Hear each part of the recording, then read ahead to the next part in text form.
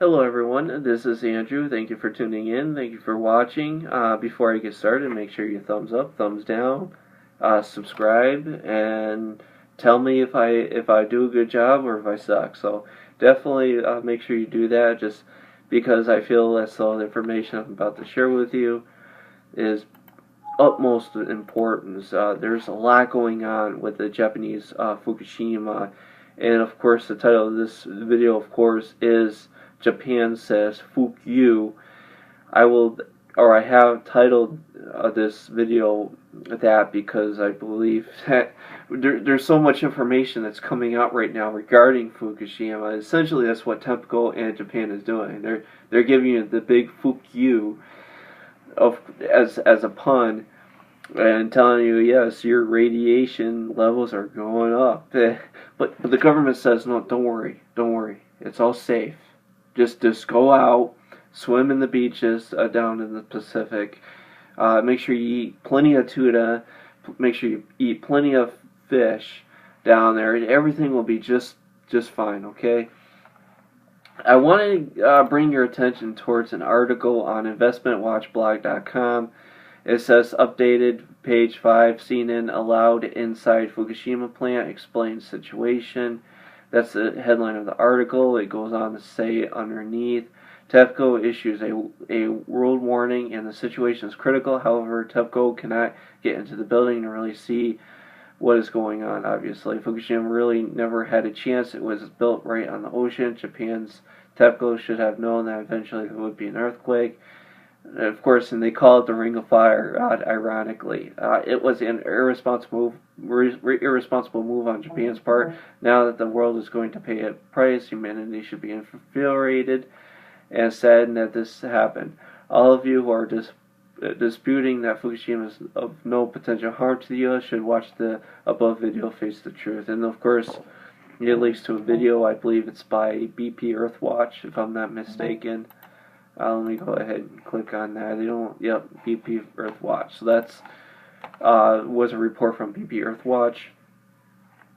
And now, anyways, let me go ahead and share a few other articles on E&E News about this. And this is extremely, extremely important because there are some nuclear scientists that are actually coming out and saying, well, we might actually have to evacuate the entire North American continent, or at least the United States portion of it, the United States and Canadian portion of it. I believe I forget Colcott, or this scientist, nuclear scientist Colcott, I believe is her name. She it came out and said that, you know, if this whole Fukushima just completely blows up and completely melts down, she's going to take her family all the way out in Boston. She's going to move them down in South America. So we're talking about from Canada all the way down to Texas, around that area. It's where a lot of people are saying that we'll have to evacuate. Whether that's true or not, I don't know. I'm reading a lot about that. Of course, TEPCO is coming out saying that the radiation is so bad, especially in Fukushima Unit 3, that they literally can't get in there to see what is actually happening. So right now, what may be occurring, of course they don't know, so they can't tell us, or they do know and they won't tell us, is that there's a potential meltdown that is occurring right now in Unit 3. Now, I had came out and done a video a little while ago where I said that, okay, they came out and debunked it. It was nothing more than the spent fuel rods being exposed to open air. Nothing to worry about. Well, it is something to worry about because you're getting all that new radioactive isotopes going out in the air and getting mixed in with the environment. Of course, hitting the jet stream, and the jet stream is pushing it towards North America. Oh, so it is definitely something to be concerned about. Another situation, of course, is the whole iodine thing. You know, when Fukushima first had happened, everybody ran out of iodine. So imagine if there's another meltdown that does occur. Imagine what the price would be for potassium iodine would skyrocket to in some vitamin stores. But they're saying, TEPCO was coming out and saying that there's a real emergency that is ongoing right now, and they're issuing warnings, and they're saying, look out, this is a bad situation. Of course, Ann Coulter had said that it's okay, nuclear radiation is good for you, and then you had the government raise the safety level of radiation, of how much the body can handle, how much people can handle, which is just bonkers. It's cartoonish, excuse me. But that's what they're saying. That's what the government is saying. That okay, radiation is safe at this level now, even though, or safe at XYZ level, even though that before they were saying it wasn't safe. So there's a lot of flip-flopping that's going on, a lot of fact manipulation. And there's just, it's unbelievable what's going on right now with the government and Fukushima. But really, right now, from what it sounds like, they're saving face and saying, all right, this is a really dangerous situation. You guys, there's also other reports I've heard of where California could potentially be evacuated, or the entire west coast of the United States could be evacuated because of how bad the plumes are coming out of Fukushima. Alright, let me go ahead and read a few articles out of E&E News in addition to this report. Now that I talked about that article from investmentwatchblog.com, let me go ahead and get into E&ENews.com. Justin, official detects radiation spike on California beach, now at 500% normal levels. Befuddled as to why it's so high. Claims there is no immediate health concern. Public's interest in Fukushima nuclear waste rising. Let me read that again. That's pretty incredible. Just an official detects radiation spike at California beach, now at 500% normal levels. Befuddled as to why it's so high. Claims there's no immediate health concern. Public's interest in Fukushima nuclear waste rising. It's just like the economy. They can't understand why the unemployment rate is where it is. They can't understand why inflation is so high. It's exactly the same story with these people. They say that the reporting is 500 times higher than what it's supposed to be. But they can't. You have this major nuclear disaster going on in Japan that's finding itself in American shores right now. They can't understand why the radiation is so high in California. It's unbelievable. Just like they can't understand why inflation is so high. So, alright, how do we fix this problem? We'll just tell the public it's no big deal. And then while we're at it, when we talk about financials here, let's just tell the public that, food doesn't price into inflation. Or essentials doesn't price into inflation. Food's not inflated. Gas isn't inflated. And so it's the same story. Every major issue, every major disaster, it's like they got this playbook and they just rewrite itsy bitsy pieces of it just to fit into the disaster, or tailor make it to the disaster that is ongoing.